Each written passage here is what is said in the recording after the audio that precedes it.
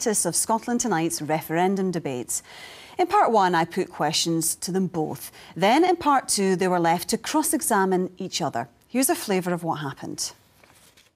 And my point about the bedroom tax, that's about political choices. We can't presume that an independent Scotland somehow... But it was introduced under Westminster rule. Yes, of course, but we're not genetically programmed in Scotland to make political decisions. The Fiscal Commission gives us ongoing advice on matters. We'll be looking at things, for example, the Treasury concession that the debt of the UK legally belongs to the Treasury. Do they have the remit to recommend the Scottish Government's position is and will continue to be the sensible plan, the plan to keep Scotland in a currency union. You would seriously suggest you prosecute a case on the basis that people will be saying that you're avoiding the people watching will be noticing you're not answering the question. I'll tell you on this question what I'm astonished. Please, one at a time. Astonished. Viewers won't hear what you're saying. Let me tell you again the reasons we support a currency union, because it's in the best interests of Scotland and it's in the best interests of the UK. He said yesterday we could use the pound. Did he say we could use the pound yesterday? It's a statement of fact that no country can be prevented from using the pound. But that is not which major economy? I'm not. It's not your preference. I'm not.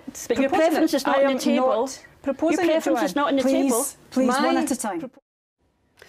With me now to discuss the tone of last night's debate is the columnist and blogger Sheila McKinlay and the political editor of the Herald newspaper, Magnus Gardam. Thank you both for joining us.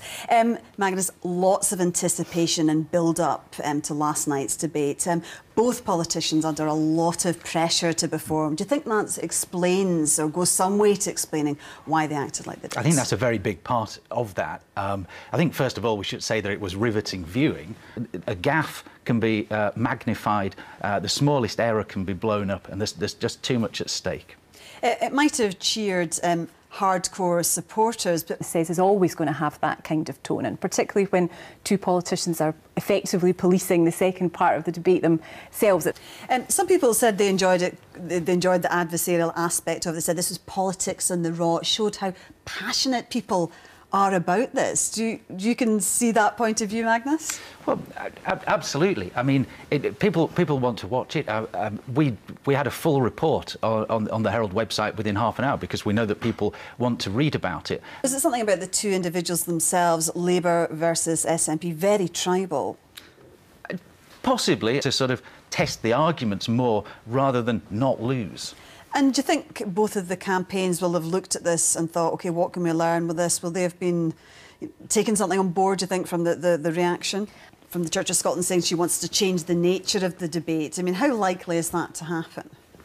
I don't know. I thought it was interesting, the findings that they came up with, that you know, people were a lot more communitarian and they were a lot more interested in issues of equality and things like that. Can't see politicians turning the debate away from that ultimately. And it is the way of political campaigns the world over, isn't it? People don't behave themselves. It becomes very passionate, and it's going to become more and more like that as we approach referendum day. Yes, I think it will undoubtedly, and I think passion in politics is good. I want my politicians to be passionate, but being passionate doesn't mean petty, it doesn't mean personal attacks. It means hopefully arguing the merits of the case with some passion, and I think there has been an absence of that, arguably, and I say this as someone who's not politically affiliated, particularly from the Better Together campaign. I mean, we have to wait and see what Labour come up with at their conference when they actually have something more positive to contribute.